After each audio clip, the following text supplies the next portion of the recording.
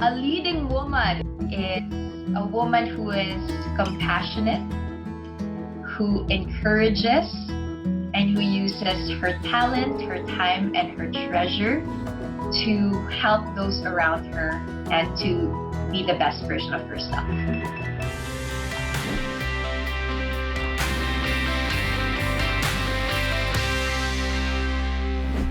Joyce Pring-Triviño, welcome to Leading Women. Thank you for having me, Angel. I'm so excited to be here. Leading Women would like to congratulate you. You just got married. Yeah, a couple of months ago. And it's been life-changing staying at home and being quarantined together right after we got married. How has it been? I mean, as individuals, prior to getting married, prior to the pandemic, biglang in a snap, together, married, lockdown. It's been such a wild ride. My husband and I weren't together very long before we got married. So we were kind of dating for a couple of months. We were only engaged for a couple of months and then we got married agad. So parang we felt like everything was happening so quickly. Because we also, parang biglang nafa-fast forward din yung relationship namin now that, we're stuck at home and we're quarantined together. And our wedding happened February 9, and it was actually right between when Taal erupted and before COVID-19 really erupted also in the Philippines. So you're supposed to get married in Tagaytay. That got moved to Manila because of everything that happened. And then right after we got married in Manila, super quick kami na beach getaway, which is now what we call our honeymoon because our honeymoon got canceled because of the pandemic, and then dire-diretso sa bahay na kami. I feel like it's really such a huge adjustment for everyone, but I count ourselves really, really blessed because I know that there are a lot of people also who struggle naman na they're not with their loved ones right now. And so I'd much rather have these funny antics of fighting and getting and fixing everything together as long as we're together rather than we're apart. So that's still a blessing. And you have been doing Relieve PH, you and Juancho, for our frontliners. Tell us about that. How did that come about and how do you feel about the help that you extend? When the quarantine started, I think one of the things that a lot of us felt is helplessness, feeling helpless because a lot of things were halted, your careers, your personal lives, all of these normalcies that we used to be acquainted with were taken away from us. And I felt like that kind of frustration and that feeling of helplessness really was over our household for a long period of time, and we were thinking of ways, okay, how do we take out this feeling of helplessness and turn it into hopefulness?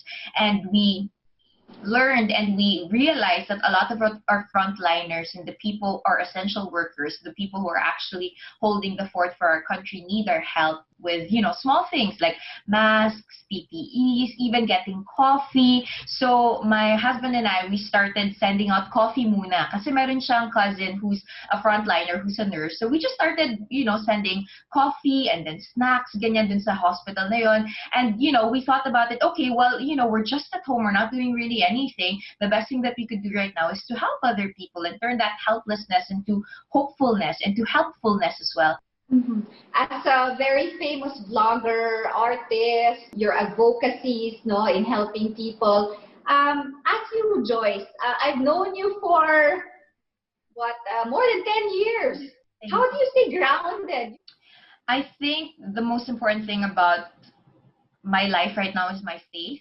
A lot of people know that I'm a Christian and I always talk about my relationship with God, and I think that's the one thing, the main thing that has really kept me grounded and that has kept me understanding the world from a bigger perspective, that I'm not just Joyce. I'm not just an individual.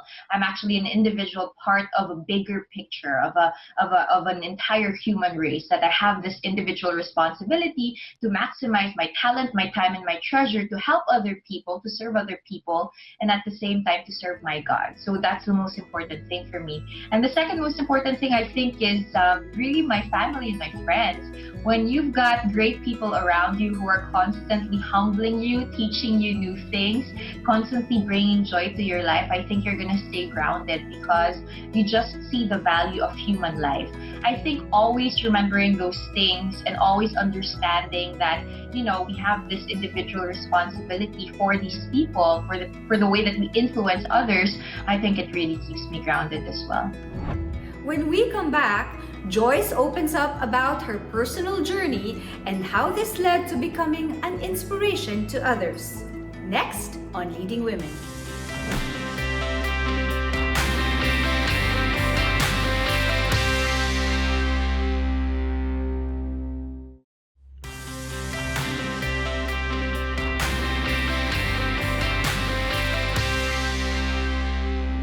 Known for her works on TV, radio, and online, Joyce Pring continues to create meaningful content for her audience. Ang dami ng experiences that have made you the Joyce Pring that you are today. Did you ever imagine to be in this position of an influencer? I don't think I ever imagined myself to be in the position where I am now. I think, you know, influence is a byproduct of anything that you love doing. And so I've always loved learning, and I've always loved imparting what I learned with other people, whether that's with my friends or my family, and then eventually with the people who follow me online. And I've always tried to be as authentic as possible with the passions that I pursue. You lend your voice to those who need comfort. So that is teaching us in a way to be mentally healthy. You know, when I started my podcast, I never thought of it as an advice program. You know, I never thought of it as, oh, I've figured these things out. You know, I have so much wisdom, I need to impart it with others. My only thought at that time was, I'm struggling with these things, and I need to start conversations that would hopefully spark answers. And that's what happened. I started conversations, and people would give me their own advice, you know, their own things that they've learned throughout. And it just grew naturally because I realized that there are a lot of people my age who wanted to start substantial conversations that were important to them. So not just about relationships or career, but also faith, our worldview, how we perceive the world, current events, having those conversations and not necessarily always having all the right answers, but hopefully to start asking the right questions. In your opinion, how does one become alone together, and how did you come up with that alone together song? Oh my gosh. So the story actually started in 2017. My brother, who you know, and Yes. his DJ partner, DJ X Factor, created the song, and they had no lyrics for the song. It was just a beat and no melody, no lyrics, no nothing. They gave it to me, and they're like, maybe you could write on it. And 2017 actually was the year that I was diagnosed with depression and anxiety.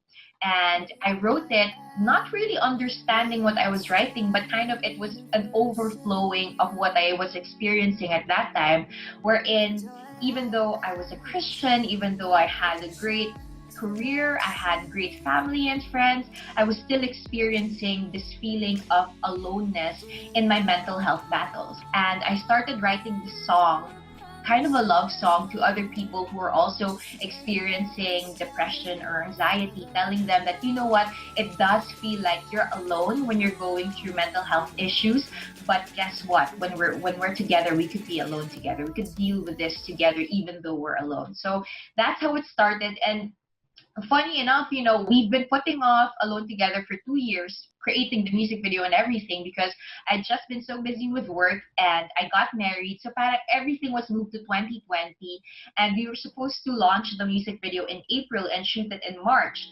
Tapos, naging pandemic, tapos sumakto rin yung Alone Together with how everybody is feeling right now. So it was all a happy coincidence that turned out to be a homemade music video, including a lot of people who were in quarantine. So, yeah. And any favorite line from the song that you wrote, Alone Together? Oh my God.